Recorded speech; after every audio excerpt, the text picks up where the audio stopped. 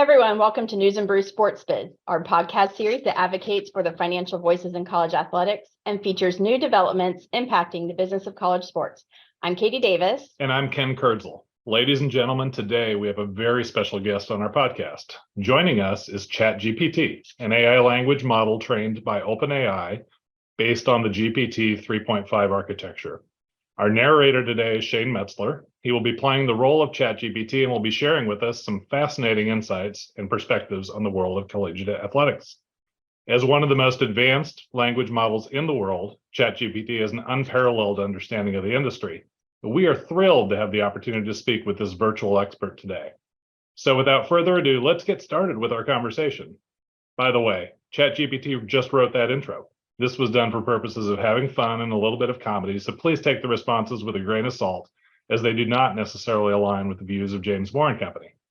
So to kick it off, ChatGPT, can you explain to our listeners the business of college sports in 6 sentences? The business of college sports is a multi-billion-dollar industry that revolves around the NCAA, or National Collegiate Athletic Association, which oversees and regulates college athletics in the United States. College sports generate revenue primarily through television broadcasting rights, sponsorships, ticket sales, and merchandise sales. The revenue is then distributed among the universities, conferences, and NCAA. The most profitable college sports are football and men's basketball, which generate the majority of the revenue for many universities. Some universities have even established their own sports networks to broadcast games and generate additional revenue. Student athletes do not receive salaries or wages. They are often awarded scholarships that cover tuition, room, board, and other expenses. However, there is ongoing debate about whether student athletes should be compensated beyond scholarships. The business of college sports has come under scrutiny in recent years due to concerns about the exploitation of student athletes, particularly in regards to the NCAA's rules regarding amateurism and the lack of compensation for their labor. Despite these controversies, college sports remain a significant part of American culture and a major revenue stream for universities and the NCAA. So Shane, how long did it take for you to rehearse your robot voice? Yeah. So I was practicing my robot voice all morning, and then about 10 minutes before we got on the podcast, Katie told me that I'm just supposed to be talking normally. So that was a bit of a bummer, but it's all right.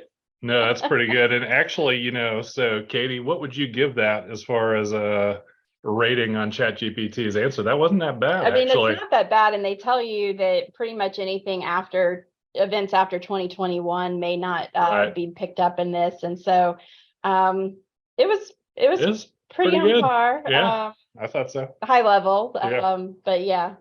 All right. So we're going to get a little creative with this. So my next question, I'm a new athletic director at a major university, and I'm struggling with my head football coach's agent forcing me to extend the coach's contract midway through football season. What should I do? As a new athletic director, it can be challenging to navigate difficult situations like this one. Here are some steps you can take to address the situation. First, review the terms of the head coach's contract to see if there are any provisions that address extensions mid-season. If the contract does not allow for mid-season extensions, then you have a stronger position to deny the agent's request. Next, speak with the head football coach directly and express your concerns about extending his contract mid-season. Be honest and straightforward about the situation and explain why you feel it is not in the best interest of the program or the university. Consult with other university administrators, such as the university president or the legal department, to get their input on the matter. They may be able to provide guidance or support as you navigate the situation. If the agent continues to pressure you to extend the coach's contract, you may need to consider involving legal representation to protect the interests of the university. Remember, it's important to prioritize the long-term success of the program and the university over any short-term pressure or demands. Stay true to your principles and values, and seek advice and support from others when needed.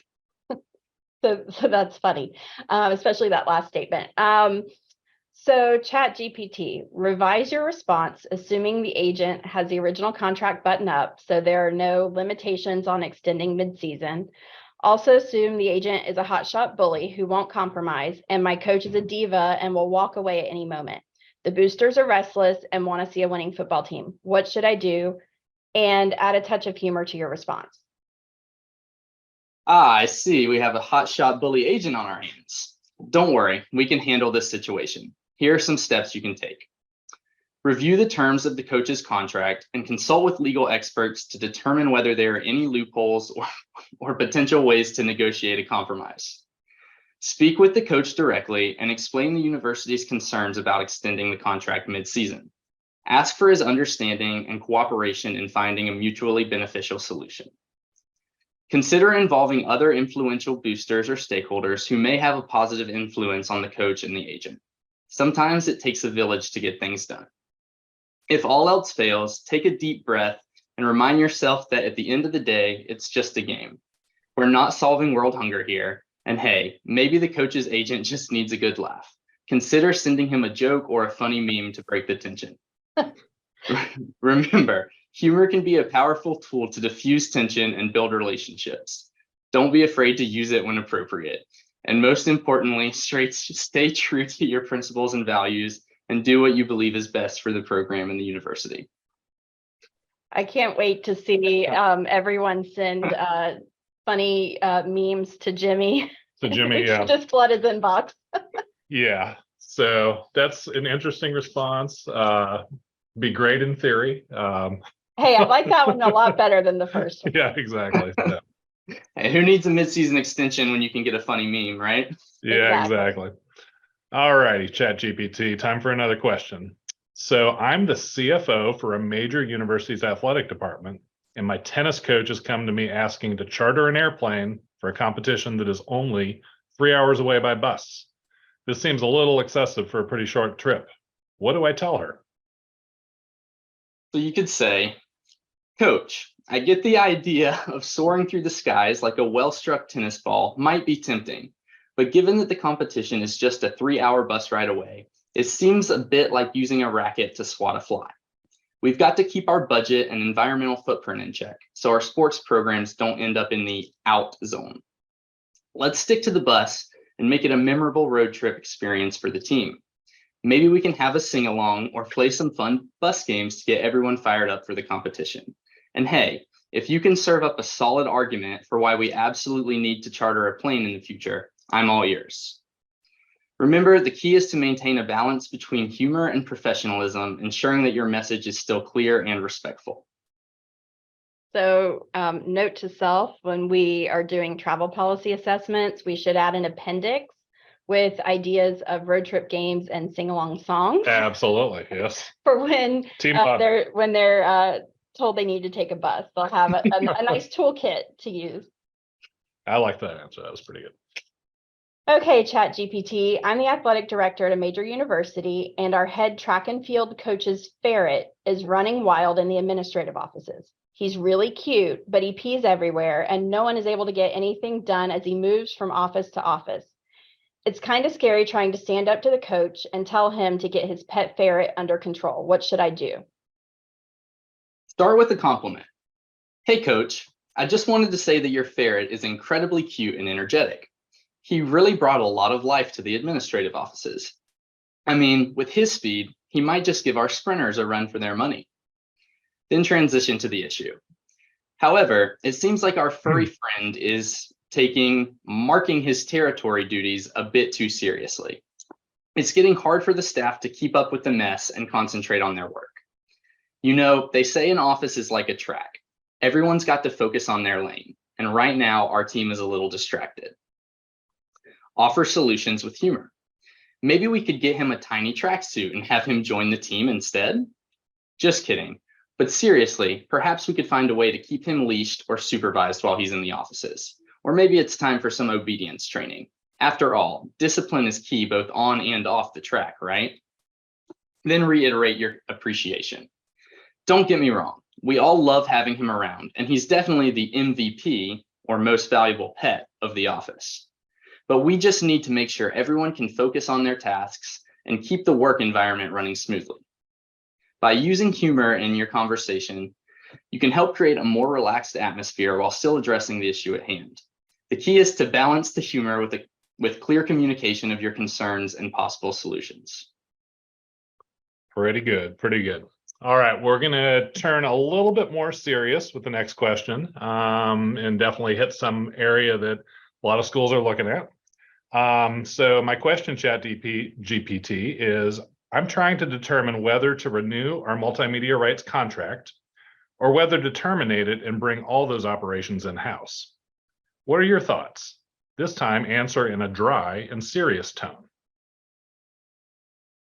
Determining whether to renew your multimedia rights contract or bring operations in-house is a significant decision that will impact your university's athletic programs. Here are some factors to consider when making your choice. Financial aspects.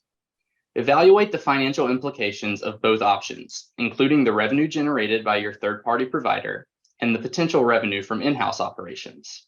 Consider the costs associated with hiring and maintaining an in-house team, as well as any potential savings from cutting out the middleman. Expertise and resources.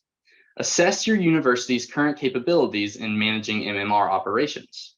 If you choose to bring the operations in-house, you'll need to ensure that you have the necessary expertise and resources to effectively manage and grow the program. Control and customization. Bringing MMR operations in-house will give your university more control over your brand and how it's represented. This can be particularly valuable if you have specific goals or strategies that differ from what your current provider offers. Risk and stability. Renewing the contract with a third-party provider may provide more stability as they are an established company with a proven track record. In-house operations may involve more risk as you'll need to develop and manage your own team and processes. Long-term goals. Consider your university's long-term goals and how each option aligns with them. For example, if your goal is to significantly grow your athletic program, it might be beneficial to build an in-house team that can fully focus on your specific needs and objectives. After carefully weighing these factors, you can make a well-informed decision on whether to renew your MMR contract or bring operations in-house.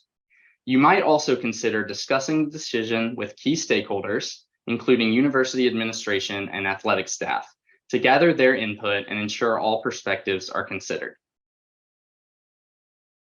So I think ChatGPT makes some good points. I would also, I would say that artificial intelligence isn't going to bring in like the practical application necessarily, Right. or learn experience from your peers. So I would definitely say talk to your peers, and Yep.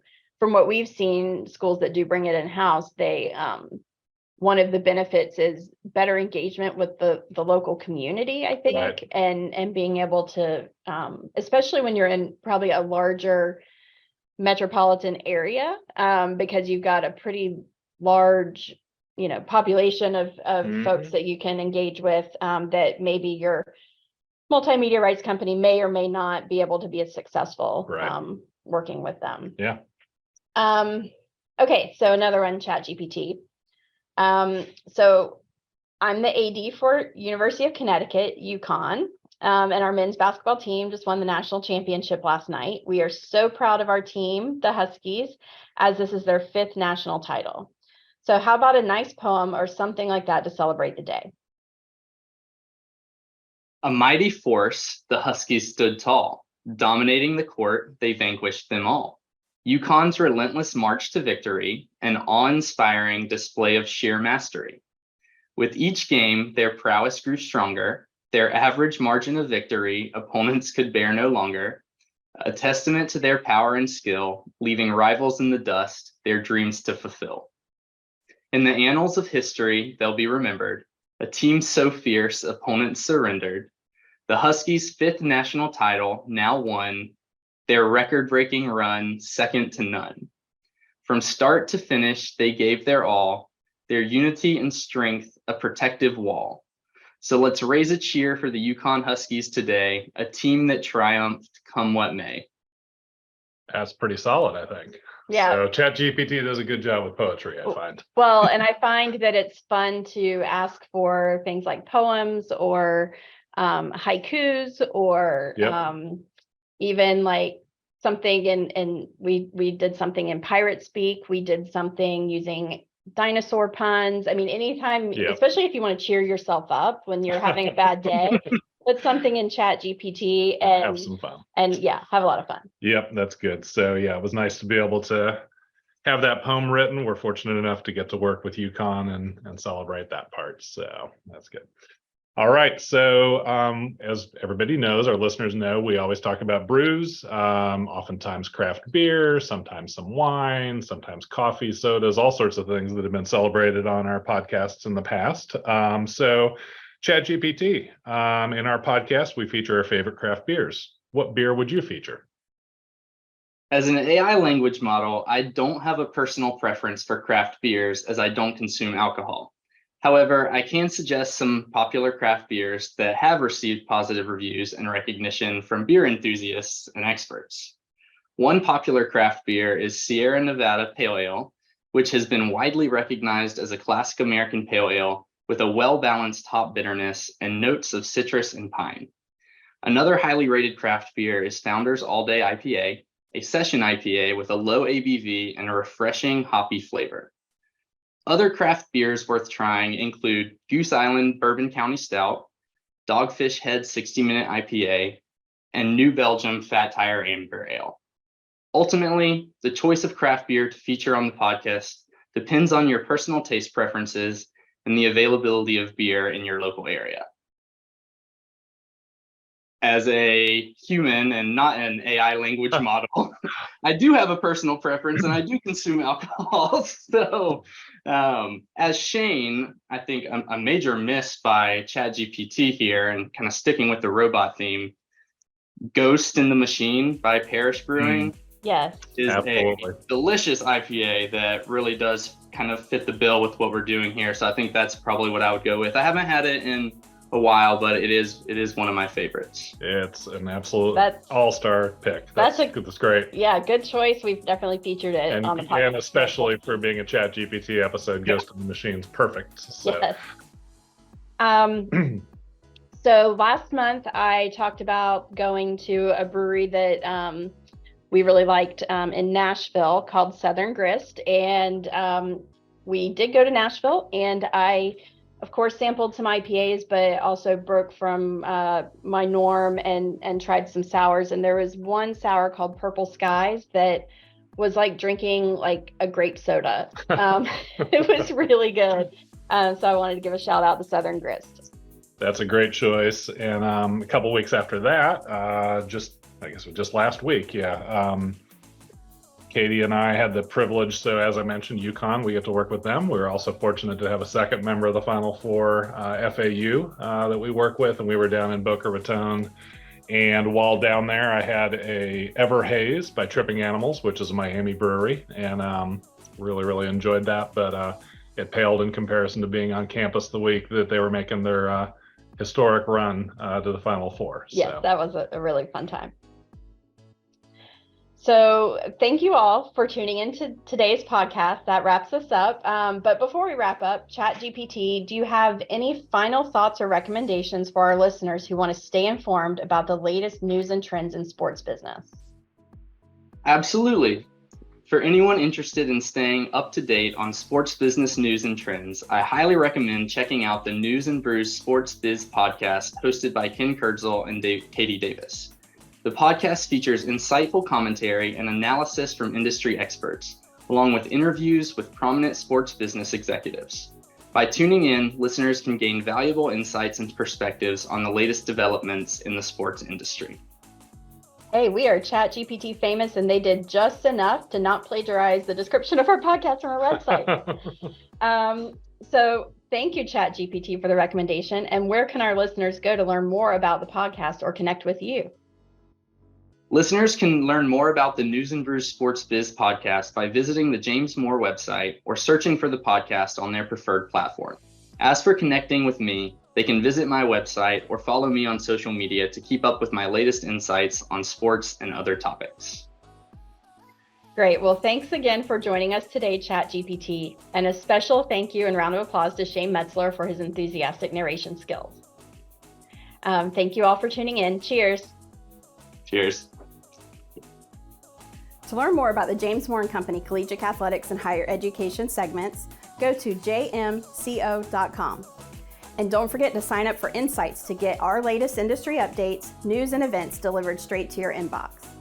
You can also follow us on Twitter at JMCO Higher Ed and on LinkedIn for the latest news as the landscape of collegiate athletics and higher education is continually evolving.